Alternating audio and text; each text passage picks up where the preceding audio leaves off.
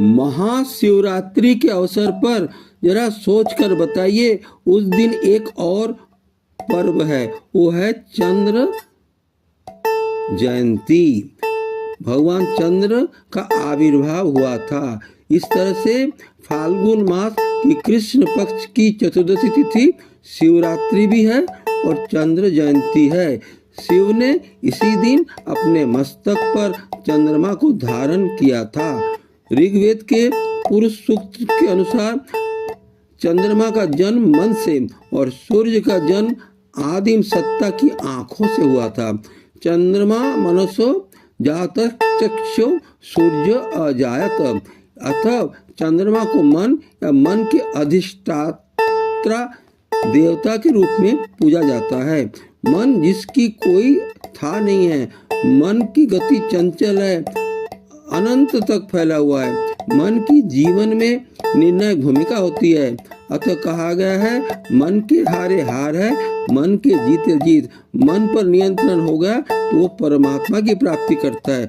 नवग्रहों में रानी, संबंधों में माँ के रूप में प्रतिष्ठित, कोमल भावनाओं का प्रतीक चंद्रमा राजसी सुख देता है। अर्थात चंद्रमा हमारा मामा भी है और हमारी मातृ अर्थात जननी की शक्ति है। मत्स्य एवं अग्नि पुराण में ब्रह्मा जी जब सृष्टि की रचना कर रहे थे तो उन्होंने संकल्प से अपने 10 मानस पुत्रों की उत्पत्ति की। इसमें अत्रि, अंगीरा, पुलस्त्य, मरीचि, पुलह, क्रतु, भृगु, वशिष्ठ, दक्ष और नारद थे। ये उनके 10 मानस पुत्र हैं। इनमें से अत्रि ऋषि का विवाह प्रजापति कर्दम और देवाहुति की कन्या अंसुआ से हुआ। अत्रि मुनि की पत्नी अंसुआ है। अंसुआ से दुर्वासा, दत्तात्रेय और सोम 3 पुत्र हैं। दत्तात्रेय तो ब्रह्मा विष्णु महेश के संयुक्त अवतार हैं। दुर्वासा मुनि शिव के क्रोधावतार हैं और तीसरा पुत्र है सोम अर्थात चंद्रमा। सोम वैदिक काल में सोम का स्थान प्रमुख देवताओं में था।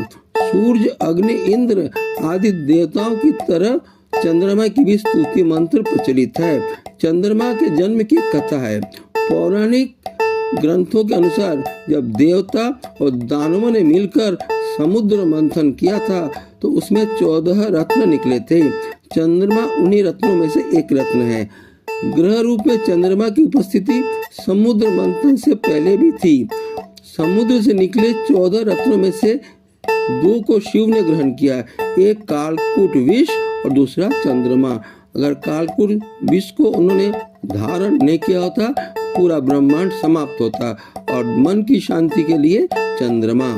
ऐसी मान्यता है कि शिव ने जब उस विशाल हलाहल ज्वाला को ग्रहण किया तो शिव के मस्तिष्क में जलन होने लग गई। शीतलता प्रदान करने के लिए उन्होंने चंद्रमा को अपने मस्तक पर धारण किया। वो इसी महाशिवरात्रि का ही दिन था। अन्य कथाओं के अनुसार चंद्रमा के जन्म का पद्म पुराण में उल्लेख है। ब्रह्मा जी ने अपने मानस पुत्र अत्रि का जब पैदा किया तो उनका विवाह कर दिया अंसुआ माता से और उन्हें आज्ञा दी कि तुम सृष्टि का विस्तार करो। ऋषि अत्रि ने अनुत्तर नाम का जप करना शुरू किया। तप करते करते ऋषि के नेत्रों से जल के कुछ कण टपक गए। दिव्य रोशनी से जगमगाते उन कणों को पुत्र की कामना से दिशाओं ने स्त्री रूप में धारण कर लिया, लेकिन उस तेज को संभाल नहीं पाई और उसे त्याग दिया।